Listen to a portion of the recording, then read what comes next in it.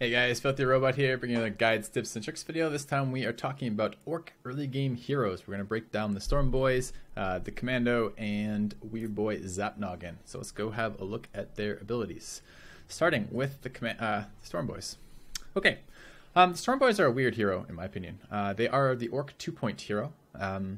And generally 2-point heroes are quite strong, just because they arrive so early on the field, and compared to the number of units out and the strength of the units out, the 2-point heroes are really nasty. They are game-changingly strong in that stage in the game, and are just powerful things to have deployed. I don't think very much of the Stormboys in the early game, though. So let's talk about why. What do they do? Well, the Stormboys do a fairly high amount of melee DPS. It's normal damage, but it is still in the vicinity of 160 normal DPS, which is a lot. It's melee damage, not range damage. So if you can get them in melee, they do high damage. They have a good way to get in melee. They have the jump ability. And in the early to mid game for Orc, you're almost always going to be using war trucks. And since the Stormboys are a melee unit, they can be launched from trucks, and it's not even a melee unit. Trucks can launch all units. I don't know why I keep saying melee unit, but they can be launched from trucks, which means there's very easy to get the Stormboys in position to do damage. All right. That said, the Stormboys are fairly fragile. They have 2100 HP, which I believe is the lowest HP or close to the lowest HP. Not totally in the game, but certainly of Orc heroes, and compared to Space Marine heroes, very fragile as well. They seem to not do all that well versus the other heroes you seem to encounter in that stage of the game. The Striking Scorpions seem to just cut these boys apart, and the Kill Team also seems to do fairly well versus them. So I find them to be very fragile, and I find their escape ability is almost always also their engage ability, which means that I probably need to get better at using war trucks to deploy them and leave it at that and put them out when I want to do damage. But a lot of times I don't want to use them. A lot of times I'd rather just wait to the third point and deploy Noggin. Overall, high DPS is generally high DPS, low HP is glass cannon style stuff. It's weird to have a glass cannon melee, but with Orc you have a lot of stuns, a lot of ways to keep people trapped in melee. Later on you'll have knobs for taunt. There could be something pretty solid about having these guys just wail away at something, and normal damage is fairly good versus early game heroes. So this should be fairly okay. Their nuke, Suicide Bomb and nuke, is fine. It's stun and a damage in a circle. It's pretty decent. You can combine that with the truck stun and nuke in a circle as well. And if you pick up scrap on the Stormboys, the nuke then becomes a line nuke that A, doesn't do any damage to them, which is nice because normally this causes damage to the hero to use this, and B, gets a much longer range, and it does fairly decent damage to buildings. So you can use this to like nuke a shield generator, or over time nuke a turret if you are playing a 1v1. Just from time to time nuke a turret with them. Those are okay. They also have critical strike, just extra damage. I think that's probably calculated into their DPS, but I don't know one way or the other. They're okay is what it boils down to, and they're an early game hero, so it's not too bad. I find them fragile. Their first ability, Stormboy's Presence Kamikaze, is fairly bad. It grants a shield and increased speed when basically when an Orc vehicle dies, it gets the shield and then it explodes, so it goes faster. You have to be paying attention to your vehicle, and you have to micro the vehicle to get in range to explode. The damage and stun, I haven't seen how long it stuns for, and I haven't seen it do a lot of damage. And it's only when the vehicles are dying you need to be microing that vehicle. All that seems pretty sketchy to get it to happen. And honestly, the biggest thing is opportunity cost. If I was going to use Stormboys, I'd always use Stormboys Command Suicide Bombers because it's probably the best doctrine in the game. So the AoE on the exploding vehicles is pretty small. It seemed very easy to dodge when I played around with it a little bit. I didn't find it all that strong. I guess you can catch enemies by surprise because they're so not used to seeing you use that, but I don't think that's going to be that impactful. This one, on the other hand, is ridiculous. This gives all of your trucks, any truck that has a loaded unit in it, now has a nuke very similar to the Suicide Bomber nuke of the Stormboys, that throws a slow, kind of not slow moving, but not fast moving, a moderate speed projectile once every 30 seconds that you target, and where it hits, it stuns and does large amounts of damage, to the point where 2 of those projectiles are pretty much one-shot a infantry squad of pretty much any sort prior to heavy infantry. while also stunning. And all of your trucks get it. And since trucks are essential to the orc early game, they give them mobility, they give them heavy armor, so they're pretty durable. They let you hide units in them, they let you project units, they let you place lutas in good positions by spitting them out, they let you stun enemies, they let you reinforce your squads. That synergizes extremely well with a unit that's already amazing to the orc early game. If you don't have your your Stormboys to level 8, you're almost always going to be running them just for the command, just for having that ability to make your trucks better. So be aware, this is an extremely powerful doctrine, and if you say nothing else nice about the Stormboys, and there are other decent things about them, you're gonna say nice things about this ability once you start using it. It's basically the backbone of orc play right now, in my opinion. So, okay, let's move on. Let's take a look at Weird Boy Zap Noggin. This is in my contender slot for probably the top 5 heroes in the game, right? And certainly probably the top 2 early game heroes, or top 3 maybe. Just an amazing, amazing hero. So what does Weird Boy Zap Noggin do? Well, he does very weak DPS of all sorts in terms of his actual attacking damage. He does 14 melee DPS, and it's 14 normal DPS in melee. I typoed that clearly on our thing, but that's normal damage. And 23 range normal damage, both of which are extremely small numbers. He has 500 health, which is the smallest health pool in the game for a hero. But he gains 400 shield for every charge of scrap he has. I'm not entirely sure how the recharge works on that. If the enemy blows through your shield and you have 2 charges, I don't know that your shield replenishes to 800. I'm not sure one way or the other. You might have to just re-loot shields, but who knows? I'm not entirely sure about that. I guess we can test that in the near future. What it means is he's fairly fragile.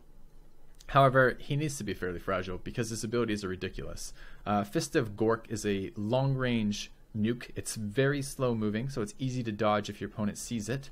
But you can, but it's a long enough range. You can cast this from off screen. You can cast this from the whatever it's called, where you have the concealment, the area of the map that conceals you so they can't see it.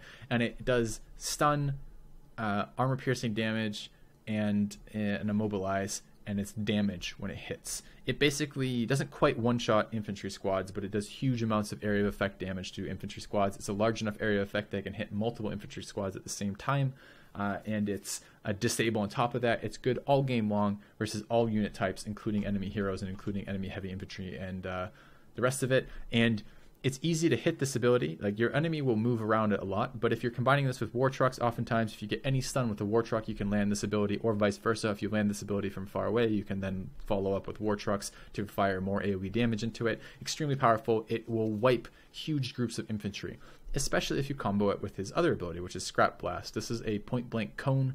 It's a fairly good it originates from him, but it has a fairly decent range once it gets going, and it again is an area of effect spell. So I didn't know it granted shields. That's interesting. So it looks like it also shields your guys who are caught in it. But between these two abilities, Fist of Gork and Scrap Blast, Zap Noggin does a ton of damage, a ton of AoE damage, particularly strong versus infantry squads in the early game. His other ability is Here We Go, which is a teleport. It does do damage over time when he teleports, and you can teleport allies to the target location that he teleports to, so you can use it as mobility. The mobility portion would probably be for squad mobility, outside of just his mobility, would probably be more interesting if the trucks didn't already provide Orc all the mobility they already need. But mostly you end up using this as a defensive ability. Because Zap Noggin is so fragile, you really can't afford to be using this very often as a aggressive attacking move, because the enemy will just focus him and kill him when that happens. You often use this as a defensive running away style move. As I said, if you loot more scrap, it gives him more shield, but basically you'll be spamming Fist of Gork and Scrap Blast as much as possible. Every time you use Fist of Gork, it does consume a charge of your scrap shield, so you will need to accumulate more charges. The most he can have ever at a time is 5, but you can toggle it so it auto collects if he's near them, and that's fairly decent. You won't find it too hard past the first couple nukes to keep your scrap up, but you might run out of scrap in the very early game when you deploy him. He's a 3-point hero, which means he's a little bit slower to the field than a lot of the 2-point heroes, but his power spike is so intense that I often would prefer to wait on him than deploy the Stormboys, even if I'm running Stormboys as for their doctrine. He has 2 abilities, both of which are fairly weak. He has Zap Noggin's Presence Tower Recall, Ludus can teleport to the nearest own Wa tower. I almost never use this, partially because I forget and partially because I often don't run this doctrine. I guess it's useful to be able to move the Ludus around.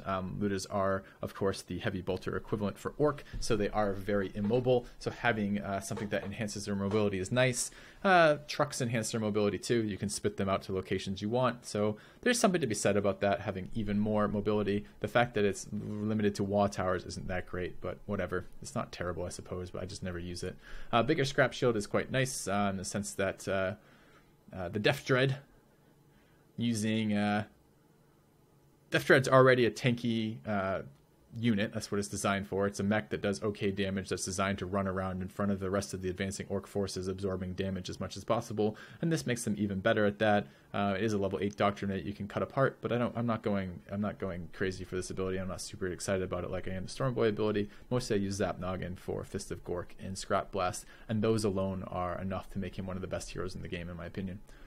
Expect to see this character if you're using fighting against Orc. Okay, let's look at the third early game Orc hero. This is the Commando. He's a tricky hero to use efficiently, I think, and I actually don't think he's all that strong. So let's talk about what he does. He does weak melee damage, almost no melee damage, 10 normal. His range damage is 41, which isn't very high, except that what it doesn't tell you in that description is his passive ability is that his gun is point blank. It's a small cone basically directly in front of him that is AoE. So he does AoE damage, which is quite a different story entirely. It's enough, and the DPS is a little bit misleading here because it's not really a DPS related thing. This is again an Alpha Strike thing. 2 shots from this pretty much one-shot any infantry squad. The shots are not particularly fast together, but they are extremely high damage per volley. So the goal of this character, in terms of this part of his ability, his boomstick ability, is basically get close, kill a squad straight out. So if you see him running towards your squads, you may want to split them up or run them away or disable him in some way so he can't just AoE the crap out of your squads. He has a couple other abilities. He has Sneaky. Throws a stun bomb at this position, stealths the Commando, increasing his speed for duration and causes stun in a circle. Stealth is removed if they're capturing, attacking, or getting detected. Annoyingly, this stealth is not improved stealth. There is a unit in the game, the Striking Scorpions, who have an improved stealth ability, which means that they can't be detected by detector units. Unfortunately, that's not true of the Commando. He is detectable by detector units, which means that his stealth is not very valuable, because the minute your opponent sees you using the Commando, the opponent then deploys anti-stealth measures, and you don't get to use the Commando ever again because he's constantly out of position and getting killed because he's revealed in stealth. He also has an ability called Stun Trap. Plants a mine at target location that triggers based on proximity, causes stun in a circle until the trap is destroyed or expired. It's a very long stun, but it's hard to use effectively. Basically, the best way to use this is setting these up on approach to a location, which is slow and a little bit dangerous for this guy being out in the open as he's doing it, and sometimes is effective, but later on is less effective because they just, again, bring a stealth unit, a stealth detecting unit to destroy those after the first time they get caught by them. So these abilities here are fairly weak. This ability is okay if you get to use it. And his last ability is Booby Trap. You rig Scrap or his Stun Trap to explode after delay, deals damage in an expanding circle. It does a lot of damage. This is a fairly large circle, and it does a lot of damage. The trade-off for this essentially is how squishy this hero is. He's 2,500 health. His escape option really isn't very strong. This does fairly good damage to buildings. You see it's armor piercing damage, which means he's quite good versus other Orc because you can basically set him, if they don't have Gretchens around, you run in and you basically booby trap the other opposing Orc scrap piles, and it does huge chunks of damage to his base. He's rarely and situationally very strong, and a lot of the times he's just fodder to get killed over and over again. He's very difficult to use right, in the sense that, not in the sense of using him right, but it requires almost the cooperation of your opponents. Your opponents kind of have to play into this guy for most of his abilities to be very effective. So I don't see him being very strong, especially in 2v2s and 3v3s where he gets focus fire very easily. There might be something to be said about him in 1v1s, I'm not entirely sure, but he again feels very clunky to use. So not real thrilled with him. His doctrines are also kind of shit. He's got 2 of them. First is rocket jump. This isn't terrible. This is okay. When the commando's deployed, which means he has to be alive and you have to be using him, which is a big downside. Tank busters and killer cans can fire their rockets at their feet, repelling them into the air, causing them to jump to the target position in stealth. That's good for getting those units away or hiding those units. Both those are okay. It's not the worst thing ever. Warning Grot's pretty bad. The Death Copter, which is pretty much the only unit as Orc that I almost never see anyone use because it's just not as good as the other units. Plants a stationary Gretchen that triggers a flare based on proximity, provides vision and stuns in a circle. Okay, that might be good. I've never seen it used. Ever. So maybe it's better than I give it credit for, but I've never seen it used. Which makes me suspect it's not that good. Alright, moving on. Oh, not moving on. Those are the 3 early game heroes. Alright.